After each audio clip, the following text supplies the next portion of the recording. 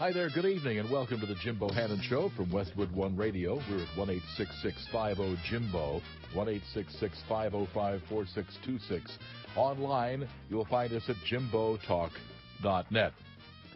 Well, Venezuelan President Hugo Chavez says that oil prices are too low and that the minimum price of $80 per barrel from Venezuela's crude would be fair. So that's one thing that could be affecting your gas pump visits. And we're going to be talking tonight with something else that could also have an impact. Our guest is Pete Sepp, Executive Vice President of the National Taxpayers Union. I'm going to be taking a look at new energy taxes tonight. Mr. Sepp, good evening. Good evening. First of all, I guess you're not surprised at Hugo Chavez's thoughts on what would be a fair price for oil. Well, no, certainly not.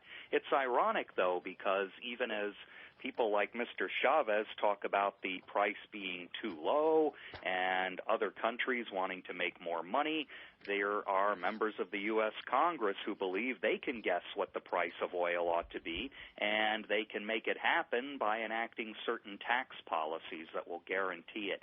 Doesn't really work that way, I'm afraid, in the real world. So specifically, what they're going to be doing, first of all, is this a possibility or a likelihood or a dead certain fact? I would consider it somewhere between possibility and likelihood right now, and that's why we need to be concerned. Time is running short for this Congress to make any kind of major legislative progress on a number of fronts, and one of them is energy policy.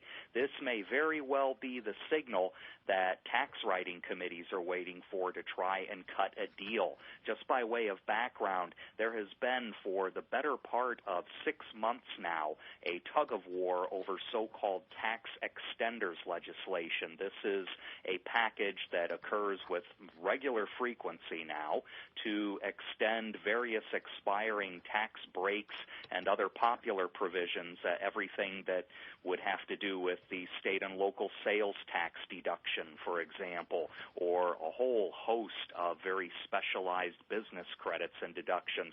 Congress goes through this exercise, number one, because lawmakers like to have this kind of political power over the economy. I think it's a big ego boost. Number two, they don't want to have to deal with the consequences of making tax policies permanent. Well, in order to grease the skids for passage of this extenders bill, they have to keep adding more and more provisions to try and attract the support they need to get it through, especially the Senate. But now, when you talk about the ego at work here, how about the ego of being a member of Congress who gets reelected? Doesn't that count? I mean, Yes. We're 3.5 months before the election.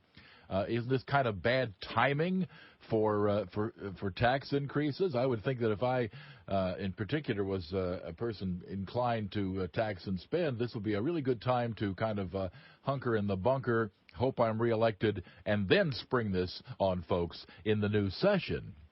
Well, that seems to be the logical thing, but then you have to consider some of the other forces that are pulling against lawmakers here. Number one, there are members of Congress who want to get the tax breaks through, everything from biodiesel credits to the more popular and well-known things like extending the state and local sales tax deduction.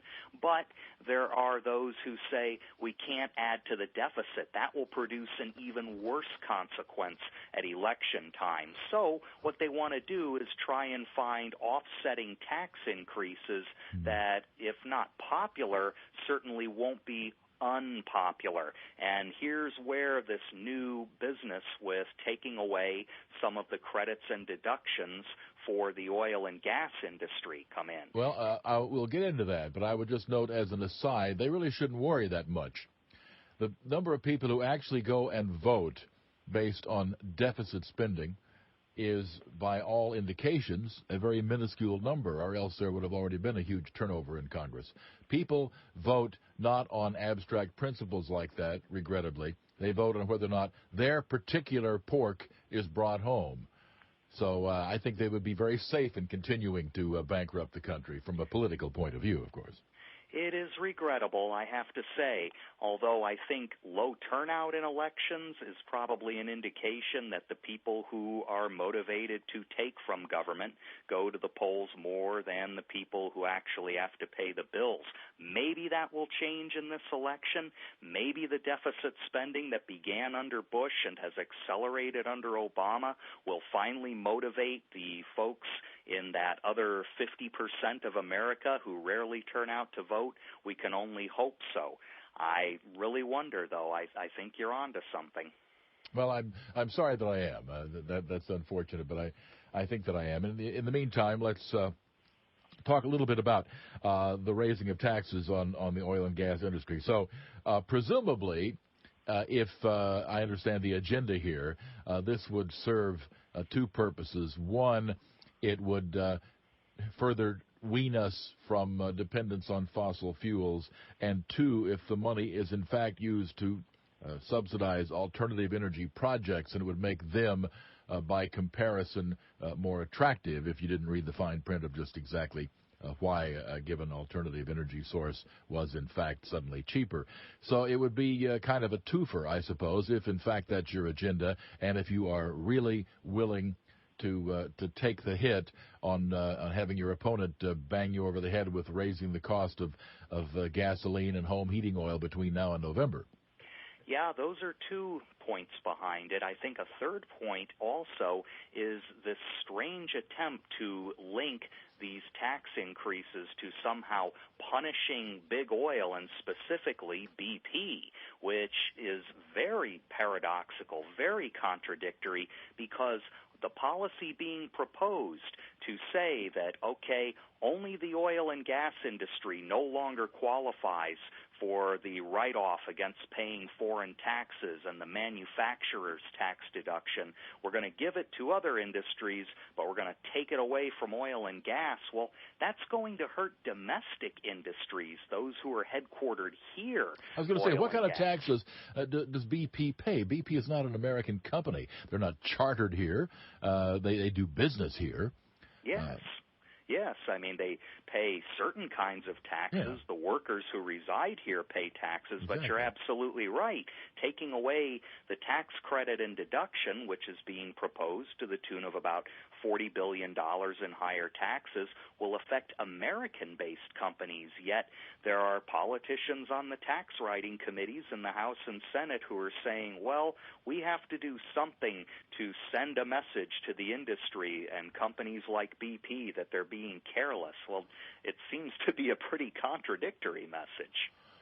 Yeah, I have no problem with sending them messages, but the message should be, I think, a little more targeted, such as, for example, the message of you will use certain safety procedures, and if that jacks up the cost of oil, which my guess would be it might be like 1/10 of a penny per gallon of gas, then so be it. I have no problem with that because, had certain safety procedures been installed, obviously, at the BP oil spill, if they had used platinum to build it, it would have been cheaper than what they're going to pay now. Clearly, the deregulatory nonsense of letting these people cross their heart and hope to die, they'll really be careful. I'm thoroughly in favor of absolutely slapping that across the chop. So that was utter nonsense, whoever it was who first came up with that idea, and that has to stop. But I don't see where this issue here targets anything. I mean, this does not address the problem that occurred in the Gulf. No, it certainly doesn't. And once again, I think I wouldn't say the political class is either learning the wrong lessons or simply knows that the lessons are wrong and are hoping nobody notices. Either way, this is bad policy. More to come here. 1-866-50-JIMBO is our number. 1-866-505-4626. We're talking with Pete Sepp, Executive Vice President of the National Taxpayers Union, and he will continue to explain the apparent rationale of those who would, it would seem, place their own reelections in considerable jeopardy by pursuing this policy. But, hey, we're just here to tell you what seems to be happening, and understanding of why we'll do the best we can. 1-866-50-JIMBO is our number. Geico has been saving people money on car insurance for over 70 years. See how much you could save online at geico.com or over the phone at 1-800-947-AUTO. We'll be back here at Westwood One.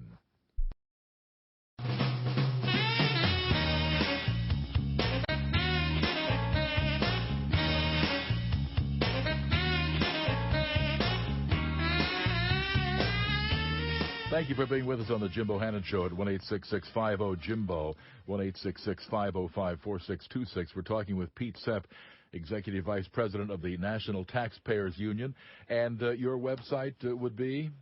NTU, our initials for National Taxpayers Union, NTU.org. Okay, very good. 1-866-50-JIMBO as we talk to Jonathan in Louisville. Good evening. Hey, Jimbo. It's good to hear good to talk to you again. Yes, I wanted to make a comment. You're talking about gas prices and the effects of safety on them. Wouldn't it be more accurate to say that the gas prices are going to be very similar across the board from company to company or from gas pump to gas pump? And actually, it was really affecting more of the bottom line if you ignore safety and try to keep with a schedule. Well, I'm not sure, I guess, quite what you're saying here, Jonathan. Could you say that again? Okay. Instead of that BP was more trying to reach the bottom line of trying to...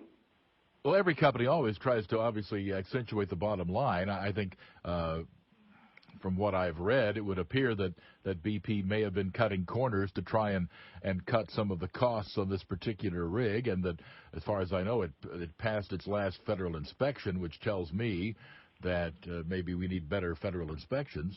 Is that what you're saying? That they were cutting corners? Every company is in the business of producing whatever they make, oil in this case, to make money. And so, yes, every company obviously has an incentive to try and save money. That's why we have standards on safety. But if they have to raise the safety quality and that raises their bottom line price, we wouldn't see that at the pumps. Maybe. It depends. That would come straight off of their profit. Well, I don't know. I mean, that depends on how competitive the market is. I'll defer to Mr. Sepp in that regard.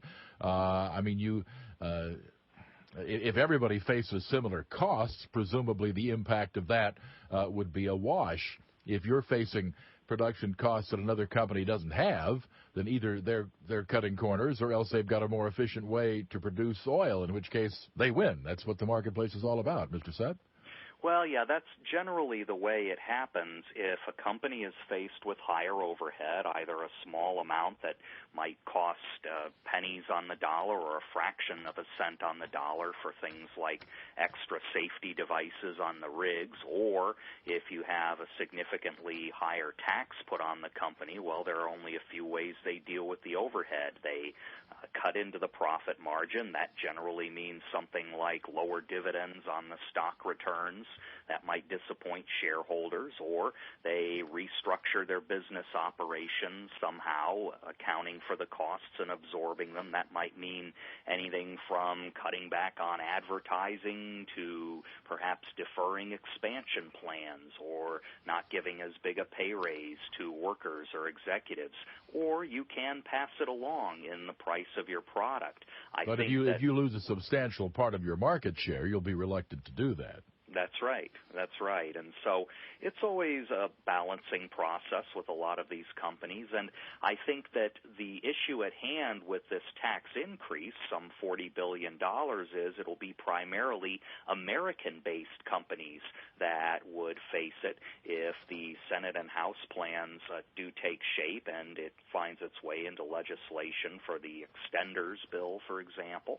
If that happens, well, then American companies would definitely be at a disadvantage to companies like BP or some of the Chinese-owned companies that are also conducting exploration near our shores. That would be, I think, a pretty significant competitive disadvantage.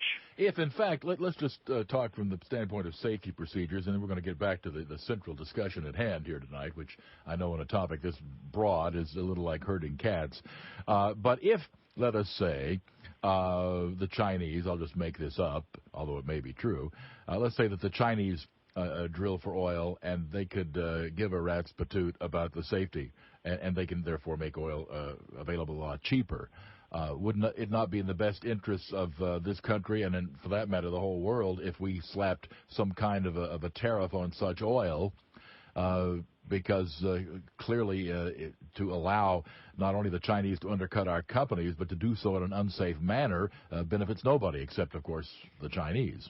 It's all a matter of weighing those costs and benefits because, yes, you would have cheaper oil that might make it to market and might eventually show up in cheaper prices at the pump. Until we've paid for the cleanup from the unsafe procedures. Until there's the risk. And even though BP has certainly agreed to put a lot of money into these recovery funds, it's going to be pretty difficult to account for all of the federal government costs that have been incurred so far. I mean, I don't think the Coast Guard can necessarily produce a bill that would even be rounded to the nearest $10 million as to how much involvement they've had already in this cleanup. I don't know if really any of that is going to be covered in the BP settlement fund. That will probably all go to individuals and businesses that have been hurt by the spill's environmental impact. The government, the Interior Department, has told BP it's still on the hook for royalties on the oil it is collecting from the ruptured well, and that could cost the company as much as, it says, $73.4 million to date, which, of course, in the types of numbers we've been talking about, that's pocket change money, but I assume that we will be collecting those taxes on BP. Yeah, eventually. Yeah, okay. All right. Yeah. To Dwayne in Youngstown, Ohio. Hello. Hey, Jim. How you doing? I'm well, thank you. Hey, I wanted to see if you and your guests had noticed, looking at this from a political point of view, our commander-in-chief, when this was going to hell in a handbasket, so to speak, and leaking all over the place, he referred to BP as them, those, they. As soon as we plug it up, it's like we got the job done. We did. We finally, it's like, it's like he's taking credit for something, but when it was a catastrophe, he wanted to get as far away from it and, scorn them. I just wondered if anybody had noticed that. I hadn't really thought about it. I suppose now that you mention it, that's the case. I suspect that wouldn't make the president too different from any other politician. It's always we when things are going right and they when they aren't. But, Mr. Sepp?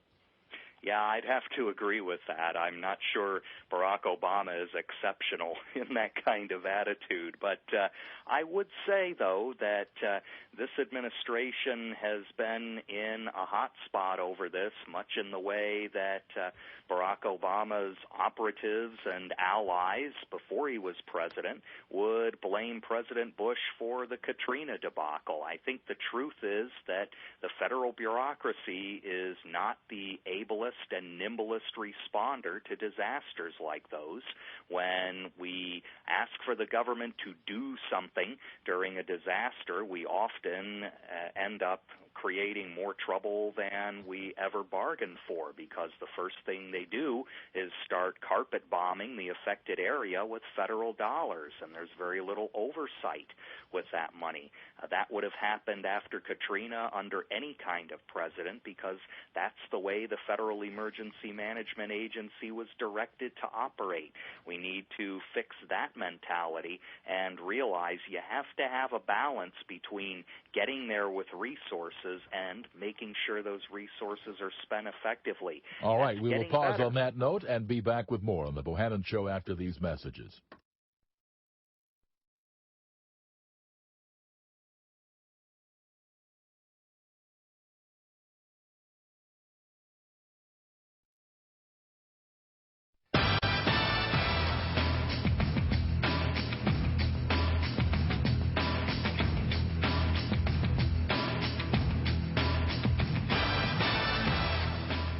Welcome back to the Jim Bohannon Show. 1-866-50-JIMBO is our number. 1-866-505-4626. We're talking tonight with the Executive Vice President of the National Taxpayers Union, Pete Sepp. And before we go back to the calls here, let me ask him a little bit about the form that the taxes would take. First, on oil, are we talking about something readily discernible at the pump? Would it be a retail tax, or something that would be passed along to us in a more indirect manner? This would almost certainly be a passed-along tax. There has been discussion, of course, of increasing the federal gasoline tax. Many policy experts continue to believe that this would be an obvious way to quickly get some cash for deficit reduction, but the public doesn't seem to be buying that notion. There are so many states out there desperate for revenues. You would think that if this was a quick, painless way to balance budgets, they would have been raising gasoline taxes. The fact that they aren't means that that really isn't a policy option right now. Let's go to Mike in Daytona Beach, Florida. Mike, good evening and welcome. Yes, good evening, gentlemen. The flow of the conversation seems to insinuate that British Petroleum is indeed a British corporation and only pays corporate income taxes in Britain. I would ask a company the size of BP, having as extensive operations as it does in the Gulf and perhaps other places in and around the United States, and the contracts it has with U.S. suppliers and being having dealings and being. I would imagine they have a U.S. subsidiary and they pay some taxes. My thoughts were simply they probably don't pay the taxes that an American-based corporation does. But what about that, Mr. Why Sepp? not? Yeah, the corporate structure doesn't quite give them the same kind of U.S. corporate income tax liability that a company headquartered here does. That's primarily because of the way that the corporate tax laws work on the United States side. The fact that we have a policy of doing what is called taxation of worldwide income rather than territorial taxation. The basic notion is in most countries, including Britain, for example, a company pays taxes where the income is earned to the country in which those profits are earned. With United States tax policy, you pay the U.S. tax rate regardless of where the income is earned. In order to try and offset what is perceived to be a disadvantage of U.S. tax policy, there is a credit program that in lieu of foreign taxes, you take against your U.S. liability. Very complex, but the point is, because the way the United States corporate tax system operates, it tends to create a heavier liability per dollar of profit than foreign income tax systems on corporations do. The credits that would apply here generally apply to all kinds of industries and firms doing business abroad. The proposal at hand would take away that credit, but only for oil and gas. Okay, does that explain it to you, Mike? Yeah, I know. Very Let complex. me ask, do those credits make the burden on BP less than if it were purely an American corporation? Well, BP... Or was it the opposite? Well, BP doesn't really qualify for all of those credits because it's not headquartered here in the United States. What we're talking about is U.S. companies who have the credits getting a similar tax burden to what BP faces by being headquartered over there, only this policy would take away those credits, and so what would happen is the tax burden on the U.S.-based companies would rise above the tax burden that BP pays. It's not as if BP is getting a direct break as a result of the tax increase. It's just that U.S. firms would have to carry a heavier load and would be almost deliberately placed at a disadvantage. A very strange outcome. 1-866-50-JIMBO is our number, 1-866-505-4626.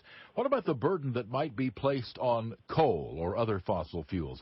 When we talk about the energy taxes that you say are lurking around the corner, what about those, and how would that impact most of us? Because, of course, most of us really don't shovel coal anymore. If we use it, it's very indirectly through maybe an electric utility or something of that nature, so it would be less likely for us to feel the pinch, as it were.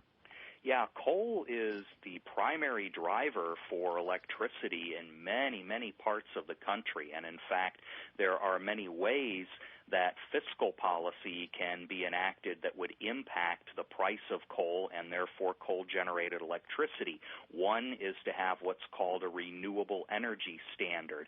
That's a proposal that would require utilities and states, for that matter, to ensure that utilities generate a portion of their power from so-called renewable sources rather than rely so heavily on coal. Well, when you do that, then the utilities have to make some choices about purchasing things like wind power or solar power, or in some cases hydropower. The wind and solar tend to be more expensive than electricity generated by coal. That means higher overhead, and in turn they have to decide how they're going to deal with that overhead cost, pass it along to consumers, reduce their own operations, restructure. All of those choices will have economic ripple effects. That's just one way that you can, in effect, enact something that looks like and works like a tax on coal. You can also do it through cap and trade or direct carbon taxes. That's another proposal that might find its way into some kind of energy legislation working through Congress. Where does cap and trade stand? Cap and trade, basically in its current form as it passed the House of Representatives in 2009, is dead in the Senate. However, so dead for this term, this session of Congress, effectively. Very likely, yes.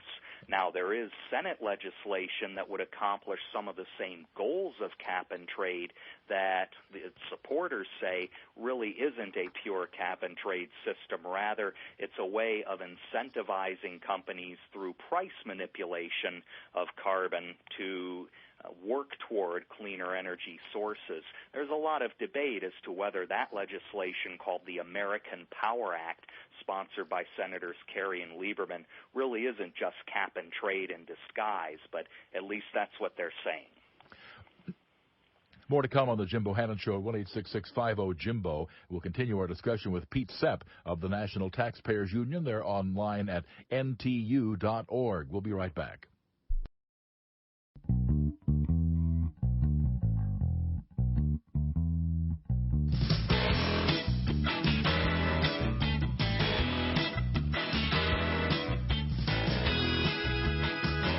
Welcome back. This is the Jim Bohannon Show at 1-866-50-JIMBO, 1-866-505-4626.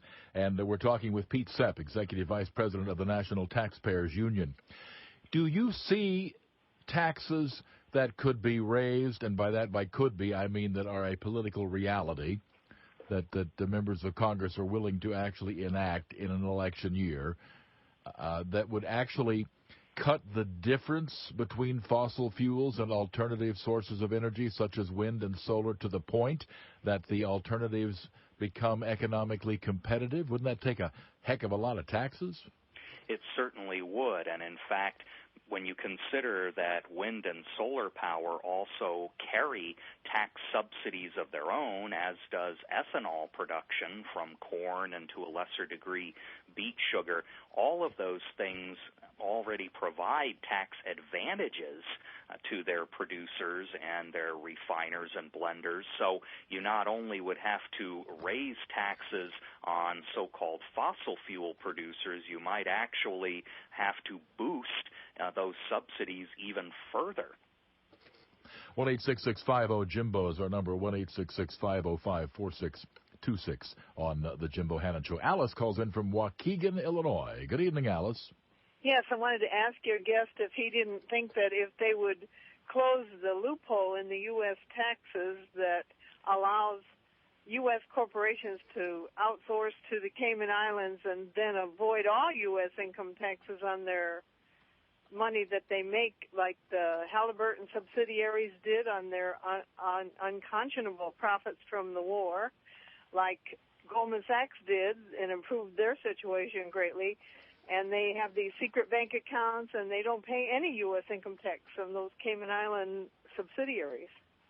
If they would close that loophole and make them pay their fair share, it seemed like that would help the deficit a lot.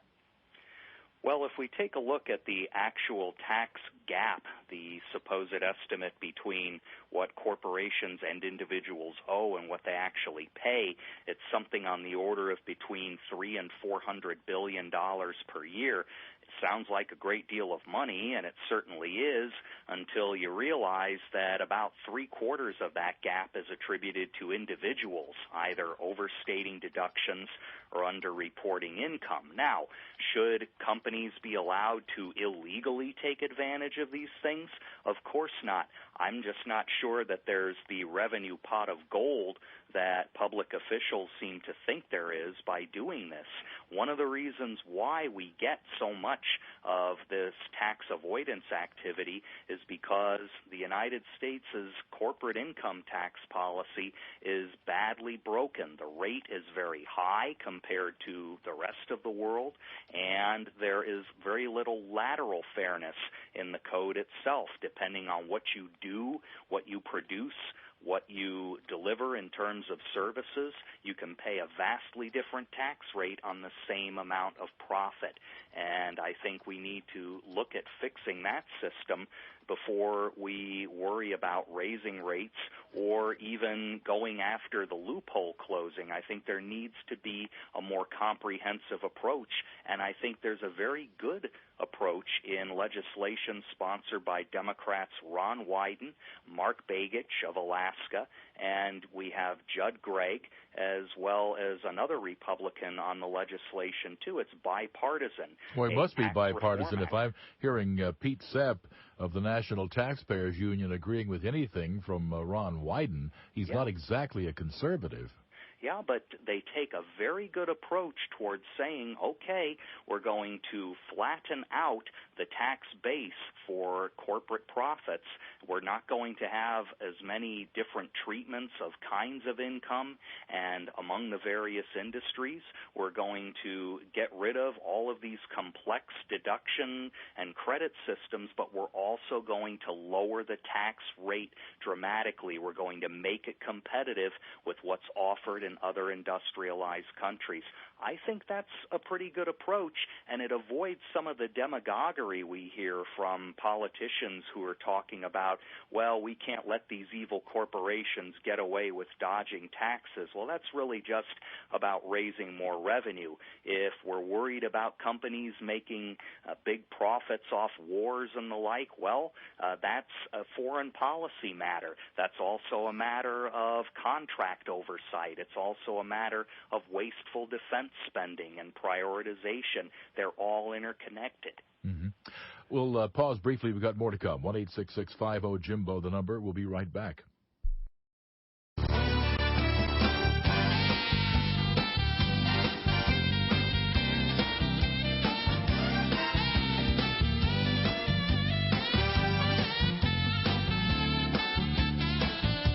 You've got the Jim Bohannon Show here, and we're talking with Pete Sepp, Executive Vice President of the National Taxpayers Union. He's looking at some of the taxes on the oil and gas industry that may become law before this session of Congress is out.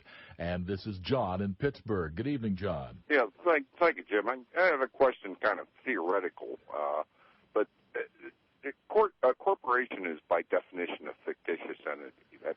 That is its legal definition, and you cannot tax a fixation or a fiction. You can only tax people, and well, that's not true. As a matter of fact, these fictitious entities are taxed all the time. Well, yeah, but what you're really taxing is either the stockholders or the customers, or the employees. Would we be better off? Would we collect more taxes if we just quit this thing, which happens at the state, local, and national level, where people think they're going to get something just by taxing the corporation, where in the most part, some person is paying the taxes. You're right that some person is, in fact, paying the taxes. I must tell you that we in fact, lost our guest during that exchange. If you heard that loud click, that was apparently our guest disappearing. Oh, sorry. So I understand what you're saying. I'm not in a position personally to give you a really educated answer. I mean, when you say that Corporations are fictitious. Well, they're an artificial construct. I'll put it that way. They're an artificial construct, and they are created. Corporations are created in general for the express purpose of limiting the liability of the individuals behind that corporation. Now, the extent to which that is, in fact, a limit on the taxable liability, well, Jim, the money, that would require more knowledge of tax law than I have. The money is going somewhere. The money is either going to the stockholders or to the employees. That's true. Yeah, I mean, the money's going somewhere. Of course. Only people pay taxes. People ultimately pay taxes. No, you're quite correct, John, that people ultimately pay taxes. There's no question about that. But nonetheless, we have our guest back. So suffice it to say that, Pete, sorry we lost you for whatever reason, but John of Pittsburgh is saying that, in essence, only people pay taxes, and that the corporations are, at best, just a filter, a channeling mechanism that changes which people pay how much. Well, in the end, that's true. Either the consumers pay the taxes in the form of higher prices, the managers and workers end up paying the taxes in the form of reduced benefits or deferred salary increases. Shareholders wind up paying the taxes in the form of lower rates of return on the stocks. So eventually, yes, this affects real people somewhere, somehow, and often in all of those forms. Yeah. All right, to Mike in Long Island, New York. Hello. Hello, Jim. I would like to ask your guest if he thinks the value-added tax will become a reality this year, either before or after the November election. Value-added tax, which is basically a national sales tax. Yeah, I think the possibility of a VAT is remote until after the year 2012. I say that because by that point in time, the health care legislation that passed Congress earlier this year will have had new mandates kicking in that will require a much greater reporting of cash transactions to the IRS from small businesses. The so-called 1099 forms they use to report payments to contractors will be dramatically expanded to cover all kinds of back-and-forth purchases among suppliers and the business owners. What that does is create a cash flow monitoring system for a huge part of our economy that currently doesn't exist. Well, the IRS and members of Congress say this is necessary to get a better handle on taxable transactions among small businesses that may not currently be reported in real time. Well, whether that's true or not, what the reporting system will also have the benefit of doing to those who support a value-added tax is creating the infrastructure needed to tax value added on products, goods, and services as they move through the economy. That's why I think if this mandate is allowed to stand, a value-added tax will become technically much more feasible after the year 2012. Mm-hmm. Of course, we were talking in terms of a value-added tax in two entirely different approaches. One would be to add it on top of the existing income taxes, and the other would be to replace the current income tax structure. And those are two entirely different goals from two entirely different segments of the political population. Yeah, absolutely. And do you favor it either way? I would assume if you favored either one, it would be in place of the income tax, but I'm only guessing. Yeah, absolutely.